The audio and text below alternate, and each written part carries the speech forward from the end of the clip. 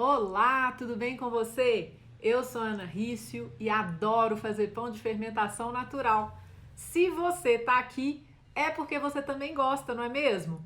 E a gente está aqui hoje para uma aula que é tudo o que eu queria saber sobre o meu fermento natural quando eu comecei.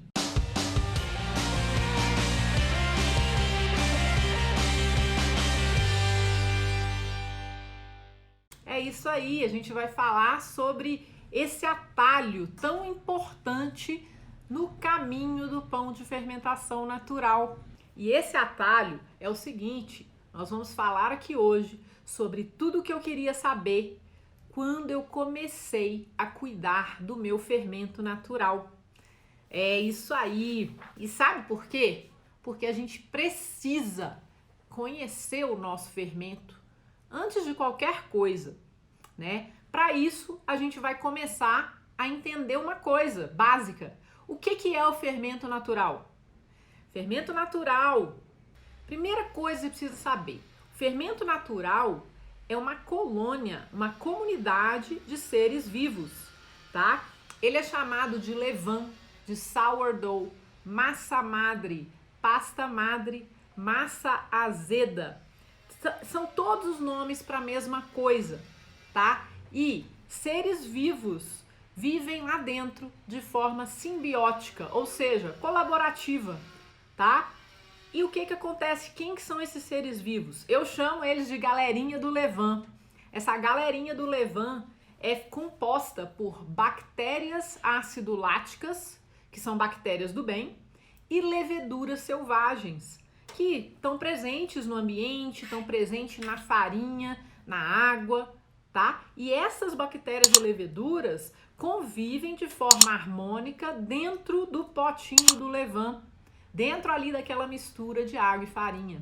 É essencial que você entenda que você está lidando com seres vivos. E elas se alimentam sim de farinha e de água. E com essa alimentação, elas vão produzir, né? Alguns são produtos da alimentação, né? Que para elas são apenas produtos do que elas se alimentam, e pra gente esses produtos vão ajudar a fermentar a nossa massa. Eles nem sabem o que estão fazendo, mas a gente vai aproveitar, né, a forma que eles convivem lá dentro para fermentar a nossa massa de pão. Eles produzem álcool, produzem ácidos, ácido acético, ácido lático, produzem gás carbônico, e isso que vai fazer a nossa massa fermentar, crescer, ficar muito mais saborosa e muito mais nutritiva. O pão de fermentação natural é comprovadamente mais nutritivo e mais fácil de digerir do que os pães feitos com fermento biológico. E aí o seguinte, fermento natural pode morar em temperatura fria, na geladeira, ou em temperatura mais quente, que é a temperatura ambiente. Se ele mora na geladeira, na verdade, ele não é chamado de levain, tá? Tem duas nomenclaturas que são interessantes que você entenda, né, a diferença entre elas, tá? São dois conceitos, tá? O fermento natural, apelidado de levain, né, muita gente conhece, o levain, o levain, o levain.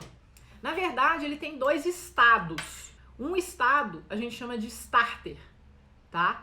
O outro, levain, tá? Starter é uma palavra em inglês que chama como se fosse o gatilho, tá? É como se fosse a ignição, tá? Isso significa o starter. O levain, já em inglês, chama leaven, que é o agente que vai fazer a massa crescer. O starter mora na geladeira. Ele também pode ser chamado de isca. É um pedaço, né? Uma isca.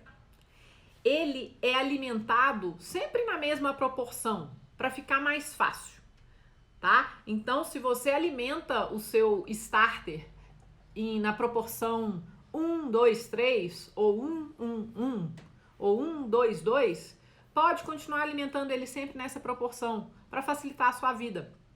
Já o levain, ele é usado na massa de pão. Ele pode ter a proporção modificada de acordo com a necessidade, tá? Às vezes o seu starter é 1-2-2, mas você vai usar um levain 1-4-4 numa receita, por exemplo. Outra coisa, o starter, ele, além da gente alimentar na mesma proporção, a gente também tende a usar a mesma farinha. O levain, a gente pode pegar uma isca do starter, um pedaço do starter para fazer o levain, e a gente pode mudar a farinha se a gente quiser, para dar um outro sabor ou outras características na nossa massa de pão. Outra coisa, o starter não é o que a gente vai usar para fazer pão, porque ele mora na geladeira. Ele não está ativo para fazer pão. O levain é ativo, né? Ele é cheio de bolhas e ele é o agente que vai trazer o crescimento para a nossa massa de pão. Outra coisa, o starter pode viver na geladeira meses sem ser alimentado, desde que ele seja uma cultura robusta, antiga, desde que ele não seja bebê que você acabou de criar, né? Se ele for robusto e antigo, você pode mantê-lo vivo na geladeira por meses. E depois você tem que ressuscitar, entre aspas, né? Para você fazer um levain com ele. O levain precisa ser usado enquanto é jovem ou logo depois que amadurece, ou seja, com algumas horas de vida, porque senão ele não é bom para usar para fazer pão mais, tá? Então essas diferenças são importantes você entender entre o que mora na geladeira, o que mora na temperatura fria, que é um fermento natural, que é a massa mãe, né, da qual a gente vai tirar os filhos, e a gente entender a diferença entre ele e o levain, que é o fermento da massa, que eu também chamo de levain da massa, para ser bem redundante, para a galera entender, né? Levain da massa é redundante, porque o levain já é o fermento da massa, mas eu falo isso para ser redundante, para vocês entenderem que levain é o fermento a ser usado na massa.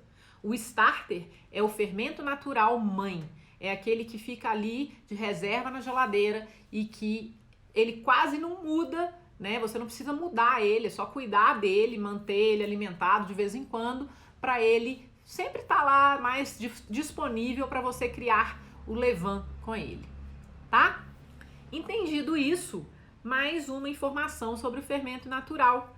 Ele é influenciado por uma série de fatores e ele tem comportamento característico dependente desses fatores, tá? Muitos desses fatores estão sob o nosso controle e outros não estão. E é justamente isso que a gente vai abordar hoje nessa aula, tá? Então agora, antes da gente continuar, eu queria que você me respondesse, né? Você tem dificuldade em entender o seu fermento natural? Ou você tem qualquer tipo de dificuldade com o seu fermento? Se você tem dificuldade, coloca sim. Se você não tem dificuldade, coloca não. E aí, nem precisa ficar muito nessa aula, se você já sabe tudo, né? Se você já sabe tudo, se você não tem dificuldade nenhuma, né? Então tá tudo certo. Mas quem tem dificuldade, né? Aí eu queria saber se você tem qualquer tipo de dificuldade. E olha, não tem resposta certa ou errada, tá bom? A resposta é só uma questão assim da gente entender, né, onde estamos, né, para você também entender onde você tá. Agora a gente tá falando de atalho, né, galera? Então vamos pensar aqui, ó, atalho não é dificuldade. Atalho é cortar caminho. Essa aula é para ajudar você a chegar mais rápido no entendimento do seu fermento natural, tá bom? Só que o que ela não é, né? Esse atalho não é, eu não vou demonstrar nessa aula como você cuida do seu fermento. Eu não vou demonstrar nessa aula como você cria o fermento. Nessa aula, a gente vai falar sobre informações que vão te ajudar a entender o seu fermento e a contribuir para a sua evolução no pensar o pão, né? A questão do como, você vai descobrir Depois que você entender. Não adianta você escutar o como se você não compreende, se você não pensa o pão, tá? Mesmo que você seja aluno do meu curso online, você precisa primeiro entender o porquê e compreender o seu fermento. Depois, sim, você vai aprender o como e vai ficar bem mais fácil, tá? Então vamos lá. Por que eu falo isso? Porque só quando você entende que você vai conseguir finalmente fazer o pão dos seus sonhos. Aquele pão que é crocante por fora, macio, leve por dentro, nutritivo, lindo e delicioso. Você vai poder fazer esse pão que você sonha para sua família, para você sentar em casa, tomar um café da manhã com o pão que você fez de fermentação natural. Você vai poder presentear os seus amigos. Olha que presente mais lindo. E você vai poder até fazer uma renda extra trabalhando da sua casa, usando o seu forno caseiro, fazendo pão de fermentação natural. É para isso que você precisa entender a pensar o pão. Beleza? Então vamos lá. Olha só. Por que essas informações que eu estou passando nessa aula são um atalho para você? Porque quando você entende o seu fermento natural, você está 50%, a meio caminho andado de entender como fazer um pão melhor, tá? Só assim que você vai começar a entender e aprender a gerenciar melhor o seu fermento natural. Depois disso, você vai entender que compreendendo apenas essa variável, que é o fermento natural, você vai ter o atalho que você precisava para você parar de fazer pães tijolões. Sabe aqueles pães assim que tem a casca dura, o miolo pesado, né? Que se você jogar e mandar na cabeça de alguém, você mata alguém? Então, se você conhece o seu fermento natural, talvez seja essa a causa do seu pão tijolão. E talvez conhecendo o seu fermento natural, você possa começar cada vez menos, né, a fazer pães pesadões, pães panquecões, porque isso tudo tem a ver com fermento também, tá? Por que eu tô falando também? Porque o fermento não é o único culpado do pão dar errado. Na panificação com fermentação natural, tudo é conectado. O fermento pode ser o culpado do pão tijolão, mas ele não é o único culpado. É uma série de fatores interconectados, beleza? Então é o seguinte, eu tô falando isso tudo aqui para você e contando essas informações que são muito importantes, né, que eu adquiri com muitos anos de estudo, de mão na massa, de frustrações, né? Eu viajei, estudei, me aperfeiçoei, me capacitei para estar falando aqui com você. Então eu tenho a minha experiência, né? Mas eu também comecei a ver pela experiência dos meus alunos, né? Que depois que eles compreenderam o fermento, os pães deles deram um salto, literalmente, né? Melhoraram muito. Eu vou te dar um exemplo. Eu tenho uma aluna que também chama Ana, só que o dela é Ana com um N só. E antes, né, ela pegava muita receita de internet, tentava repetir. Ah, velho, tá lá, né, é gratuito, né, é fácil. Então, pegava lá as receitas, tentava repetir as receitas e os pães dela não davam certo. E ela falava, pô, mas eu fazia tudo certinho, tudo que a receita mandava eu fazia, Ana, mas eu não entendia nada. E eu não entendia o meu fermento. Cada dia ele estava de um jeito. E eu não compreendia por quê. E foi só quando ela compreendeu o fermento, quando ela começou a conhecer o comportamento do fermento dela, que ela começou a ter resultados muito melhores. E hoje a Ana tem uma micropadaria na casa dela. Ela faz pães para vender usando o forno caseiro dela, né? Então ela faz uma renda extra, ela ocupa o tempo dela de uma forma agradável, que deixa ela feliz, fazendo pães de fermentação natural, deliciosos e lindos. Não é muito legal? Só depois que ela entendeu o fermento que ela conseguiu fazer isso, né? Então eu vou falar agora para você duas dificuldades que muita gente tem para entender o fermento natural, né? Eu percebo que tem dois perfis assim que são os perfis mais comuns, né? São os tipos de dificuldades mais comuns que a gente encontra, né? E que eu vejo, né? Com base em muita observação, né? Das milhares de pessoas que me acompanham, eu consigo ter essas informações, né? Então olha só, muita gente está começando agora, muita gente ganhou um levante de presente e recebeu instruções, falou, ó, você vai alimentar ele com esse tanto de água, com esse tanto de farinha, de tanto em tanto tempo, e aí você vai fazer pão com ele. Só que os pães acabam ficando parecendo bala de goma por dentro, né? Porque ninguém nem sabe por que isso está acontecendo e que o fermento pode ser uma dessas causas de fazer o pão virar bala de goma. Porque a pessoa acabou de ganhar um fermento, ela foi instruída a misturar ali, fazer o que tem que fazer e acha que isso é suficiente, mas não é, né? E tem um outro perfil, pessoas que já fazem pães, que até sabem como que cuida do fermento, mas também não conhecem o comportamento do fermento delas, tá? Por quê? Porque ainda não tem conhecimento e entendimento suficientes para isso, tá? E com isso, elas acabam mantendo o fermento delas de uma forma que não é a ideal, tá? E por isso não conseguem tirar bons resultados do fermento. Agora eu queria saber, né? Vamos conversar mais um pouco. Eu quero saber qual desses dois você é. Você é a pessoa que está começando agora, que ganhou um fermento e que está seguindo instrução? Ou você é aquele que já faz pão, que até sabe alimentar o fermento, mas não conhece o seu fermento natural? Conta pra mim, você é o número 1 ou você é o número 2? Então, olha, eu expliquei aqui pra você das dificuldades, né, que muitos de nós enfrentamos. Agora, eu vou falar o jeito errado de procurar entender o seu fermento. É isso sim.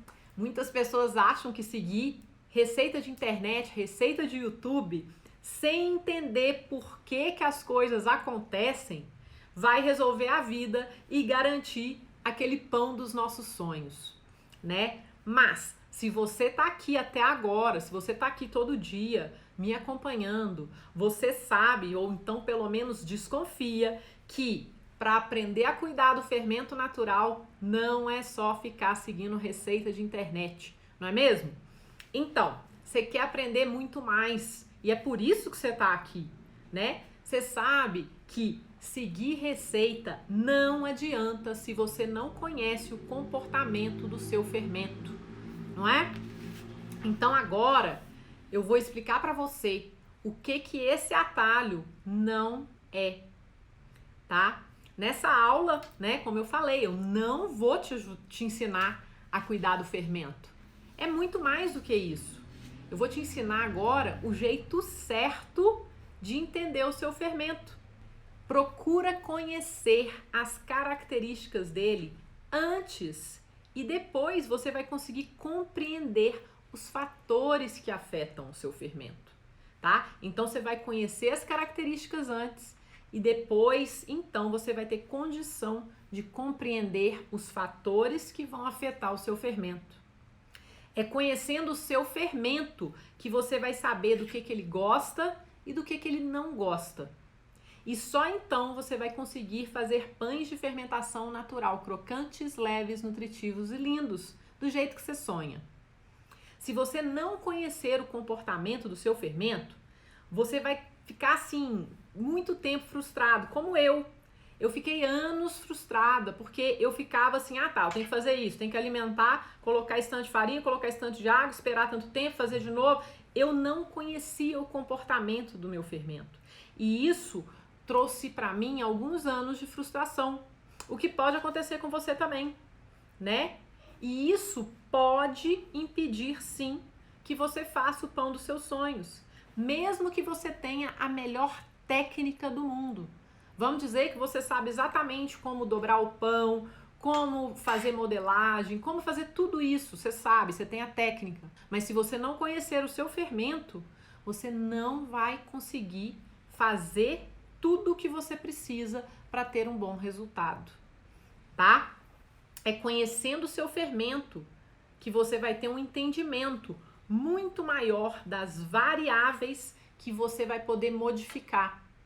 Porque tem coisa que a gente pode mudar, tem coisa que a gente não pode, tá? Mas quando você conhece o seu fermento, você vai entender melhor o que você pode mudar, tá? E isso vai sim poder contribuir para o seu pão ter um miolo mais leve e uma casca mais crocante, tá? Sem ser aquele tipo de casca, né, que quando você morde quase quebra um dente, né? A gente não quer essa casca, a gente quer uma casca crocante, mas não dura. É diferente, né? E o fermento pode influenciar a casca do seu pão também. Então, assim, qual que é o aprendizado? O aprendizado é o seguinte: você não aprende a conhecer o seu fermento em receita, tá? Você aprende adquirindo conhecimento e com experiência, beleza? Então agora, o que a gente vai fazer? Olha só, eu queria saber quem conhece o fermento ou quem acha que conhece. Então vamos lá, contem pra mim aí. Você conhece o seu fermento ou você não conhece o seu fermento? Eu quero saber. Se você conhece o seu fermento, você vai pôr aí hashtag conheço. Se você não conhece o seu fermento, você vai pôr hashtag não conheço. Conhecer o seu fermento é essencial para você ter mais essa, vamos dizer assim, essa variável, porque o fermento é uma variável. Você vai ter essa variável assim, sob o seu controle, na medida do possível, mas só quando você conhece. Se você não conhece o seu fermento, se você não sabe esperar, né? Se você não sabe o que esperar dele, você vai ter mais dificuldade nessa caminhada aí, né, do aprendizado do pão de fermentação natural. Agora, né, eu vou falar o seguinte, eu vou te dar dicas para você começar a aproveitar esse atalho que eu tô passando para você aqui, de conhecer o seu fermento, tá? São 10 dicas essenciais para você ter uma ajuda aí nesse processo de conhecer o comportamento do seu fermento natural. Essas dicas funcionam quando a gente está mantendo o nosso fermento natural em temperatura ambiente. Então, para começar, você vai pegar uma isca do seu fermento que mora na geladeira e você vai trabalhar com essa isca, ou seja, você vai pegar uma isca do seu starter, da sua massa-mãe, e você vai trabalhar em temperatura ambiente, tá bom? Então vamos lá. Dica número 1. Entenda que nós estamos falando aqui de seres vivos, tá? São as nossas bactérias ácido-láticas, nossas bactérias do bem e as leveduras selvagens, né? Elas precisam de nutrientes e elas precisam de cuidado e regularidade de alimentação. Elas são influenciadas por uma série de fatores, como todos os seres vivos são, né? Os seres vivos são influenciados por onde eles moram, né? São influenciados pelo que eles comem, pelo que está em volta deles, né? Se está quente, se está frio, se está ventando, né? Se eles recebem alimento regularmente ou não, né? Tudo isso influencia os seres vivos. Não é diferente com a galerinha do Levan. Então você precisa levar isso em consideração, tá? Outro ponto. Dica número 2. Defina o local que você vai manter o seu fermento natural nesses próximos dias, tá? Para você observar. O objetivo aqui é a gente conhecer o nosso fermento natural, não é? Então você vai definir um local para essa observação. A temperatura ideal é uma temperatura amena, tá? Entre 24 e 26 graus. Se tiver frio onde você mora, você vai colocar num lugar que tenha temperatura mais amena. Se tiver muito calor, você vai colocar num lugar que tenha uma temperatura mais amena, dentro do possível. Não se preocupe muito agora, né? Você falar assim, mas aqui faz frio, na minha cozinha fica 28 graus. Deixa 28 graus. Você fala, mas na minha casa é muito... Eu falei frio? Errou! 28 graus não é frio. Agora que eu vi.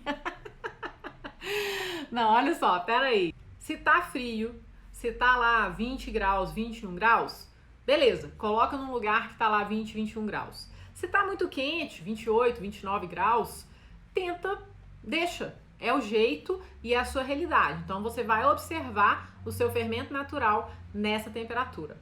Beleza? O importante é o quê? Você manter o seu fermento num lugar que a temperatura é mais constante, estável. Então, se tá mais ou menos a 21, tá a 21, vai ficar 21 pelo menos por uns 2 dias. Se tá 28, vai ficar 28 pelo menos uns 2 dias, porque é o período que eu vou te pedir para fazer a observação. Qual que é o objetivo? É você manter num local escolhido, tá? Numa temperatura mais ou menos estável. Número 3, escolha a melhor farinha disponível no seu mercado, na sua região. Ou mantenha a farinha que você está usando.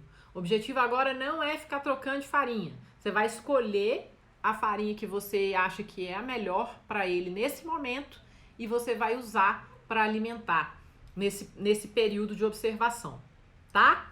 Quais são as melhores farinhas? Vou te dar umas dicas. Orgânica é melhor. Se você não tem orgânica, de pequenos produtores, que claro que você conhece.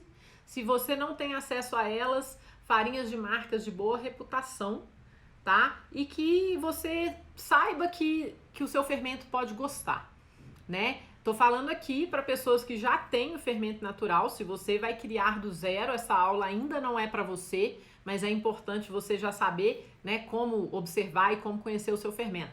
Mas eu tô partindo aqui do princípio que você já tenha o seu fermento, que você já meio que saiba qual que é a farinha que ele gosta, ou que você acha que ele gosta, pelo menos a princípio, tá? E aí é o seguinte, número 4, você vai pegar um vidro transparente, cilíndrico, com tampa de rosca, tipo esse aqui, olha. Vidro transparente, cilíndrico, com tampa de rosca. E que ele tenha um tamanho que você consiga ver, né, o fermento crescendo ali dentro e que ele não transborde, tá? Tem muitas fotos, eu acho muito engraçado, muitas fotos na internet, né, que a galera põe para chamar atenção, que coloca, né, o fermento transbordando do vidro. Cara, é muito fácil você fazer seu fermento transbordar. É só você colocar um tantão de fermento no vidro, você sabe que ele vai mais que dobrar, ele vai transbordar e aí ele não vai caber no vidro. Então, assim, se você não quer que ele transborde, é só você colocar a quantidade no vidro que ele não vai transbordar, mesmo que ele quadruplicar em volume, tá? Então, a gente sempre vai trabalhar com uma quantidade pequena. Então, por exemplo, por mais forte que o fermento que eu colocar seja, eu sei que ele não vai transbordar desse vidro, porque eu não vou colocar um tanto assim de fermento num vidro desse tamanho. Eu vou colocar um pouquinho assim de fermento nesse vidro, tá bom? O que mais você vai fazer? Você vai definir a proporção de alimentação do seu fermento. Então, esse item é o item número 5. O que é proporção? É quantas partes de isca você vai usar para quantidade de água e quantidade de farinha. Ou seja, eu vou escolher uma proporção que seja 1, 2, 2, ou 1, 2, 3, ou 1, 1, 1, ou 1, 4, 4, vai depender da minha preferência. E se você não sabe o que é proporção, eu tenho vídeos no YouTube e no Instagram que eu ensino sobre proporções. É só você procurar, vai lá no meu Instagram, no meu YouTube. Se você está no meu YouTube, né, é só você procurar no meu canal que você vai encontrar vídeos sobre proporção. No Instagram também você vai achar, tá? E aí você vai escolher a proporção ou apenas mantenha a proporção que você já alimenta o seu fermento, tá? E aí você vai fazer essa observação com essa proporção definida e não muda essa proporção ao longo desse processo de observação para você conhecer o seu fermento. Essa é a única regra, não mudar a proporção. E aí, o que mais? Você vai definir um horário para você começar a observação. Então, se você quer ver o que vai acontecer e é um projeto de observação, então você vai começar de manhã cedo, para você ter o dia inteiro para você fazer essa observação e fazer algumas anotações que eu vou te passar, tá? O que mais? Agora a gente chegou no item 7. O item 7 é o quê? Você vai começar a marcar o tempo com o seu relógio ou com o seu celular e vai começar a observar o que acontece com o seu fermento ao longo do tempo, a partir do momento que você alimenta, tá? Primeira coisa, você vai usar marcadores no vidro, né? Então, se você tem aqui a sua mistura que você acabou de fazer, você vai usar uma caneta como essa daqui, ó. Essa caneta chama Sharp, né? É uma caneta de escrever em plástico, escrever em quadro branco, e ela não é um marcador permanente, tá? Ela é um marcador que pode ser apagado. Você vai usar essa caneta aqui para escrever no vidro. Ó, ela escreve no vidro, tá? Tô escrevendo aqui no vidro, tá vendo? Você pode marcar. E aí você vai marcar no ponto que o seu fermento está. Então você vai marcar no vidro, a partir do momento que você alimenta, você vai marcar o volume em que ele chegou, tá? Você inclusive pode marcar lá o 0, porque é a hora 0, tá bom? E aí você pode colocar o horário. Se foi às 8 horas da manhã, você marca lá 8 horas, tá? Porque aí você vai saber, né? Às 8 horas da manhã eu alimentei, foi a hora 0. E aí, o que você vai fazer? Você vai anotar num caderno também. Você vai ter um caderno que vai ser onde você vai fazer o registro dessas observações, tá bom? E aí você vai anotar o horário da alimentação, a proporção que você alimentou o seu fermento, a temperatura ambiente, a marca da farinha que você usou, quanto tempo ele demorou para chegar ao pico. Pico é o quê? Ponto máximo, a altura máxima em volume que o seu fermento chega. Você vai marcar quanto tempo. Como que você vai saber? Você tem que a cada hora olhar, né? Então bota um alarme no seu celular e a cada hora você vai lá ver o que aconteceu. Então você pode ir fazendo marcações, você pode vir aqui e falar, beleza, em 1 hora não aconteceu nada, ou então aconteceu, ele cresceu um pouquinho, aí você põe lá 1. Aí daqui a 2 horas ele cresceu mais outro pouquinho, aí você põe 2. Aí em 3 horas, não, em 3 horas ele cresceu pra caramba, aí você põe 3. E por aí vai. E é assim que você vai ver o que acontece a cada hora. E aí você vai perceber que num determinado momento ele vai parar de crescer. Na hora que ele parar de crescer, estacionar é o pico. Você vai falar, chegou o pico em tantas horas, tá? Aí você vai observar quanto tempo ele vai ficar no pico. E você vai anotar. Ah, ficou no pico 1 hora e depois começou a baixar. Ah, não, ficou no pico 3 horas. E aí, né? Então, o objetivo aqui é você observar tudo isso.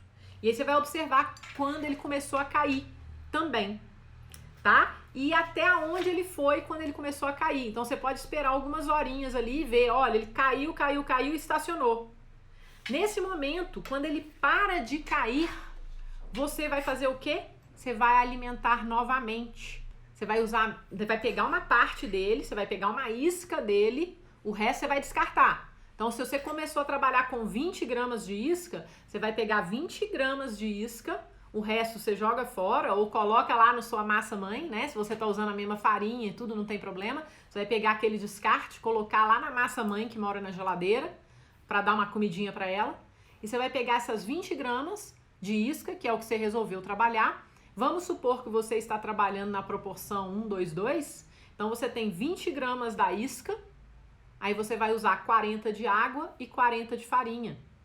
Ou você pode simplesmente trabalhar com 10 gramas de isca. E aí você vai adicionar 20 gramas de água e 20 de farinha, para não gastar muita farinha, tá? Então, nesse momento, quando ele estacionou, parou de cair, você vai pegar, alimentar de novo, você vai fazer a mesma observação e vai anotar tudo de novo. E você vai fazer isso por 2 dias seguidos, desde que nesses 2 dias não haja muita variação de temperatura, tá? Se tiver, tipo, 24 graus um dia e 30 no outro dia, você tem que anotar que isso aconteceu, porque algumas mudanças vão acontecer. Ou se estava 28 e baixou para 22, você precisa anotar. O ideal é quando a gente está com uma temperatura mais estável, porque aí a gente vai conseguir tirar uma média, tá? Melhor quando a temperatura está mais estável. E aí você vai alimentar, então vai fazer esse exercício de observação alimentando o seu fermento de 2 a 3 vezes por dia por 2 dias seguidos. E aí, anotando tudo que você está fazendo, sempre usando a mesma proporção de alimentação, mantendo o fermento no mesmo lugar, você vai poder tirar uma média dos tempos que ele demora para chegar ao pico. E aí você vai entender também o ponto máximo, o pico do seu fermento. Você vai falar, nossa, na média, em tanto tempo o meu fermento duplica, ou triplica, ou quadruplica em volume. E aí você vai conhecer o comportamento do seu fermento. É importante também que você faça um pão com ele. Depois desses 2 dias, faz um pão com o seu fermento. E mesmo assim, se você não tem técnica, se você não tem conhecimento, se você não faz pão, aí por enquanto você não precisa fazer pão, mas pelo menos você já observou o seu fermento, já sabe como que ele funciona. Se você já tem técnica e conhecimento, faz um pão com ele e vê que tipo de resultado que ele vai te trazer, anota o resultado do seu pão. Mais importante é que fazendo isso, você vai conhecer o comportamento do seu fermento natural, tá? E uma conclusão importante disso, antes de julgar se o seu fermento tá forte ou tá fraco, você precisa conhecer o comportamento dele, tá? Você precisa saber como que ele vai fermentar num ambiente X, numa temperatura tal, com a farinha tal, tá? Então você está fazendo uma análise de comportamento.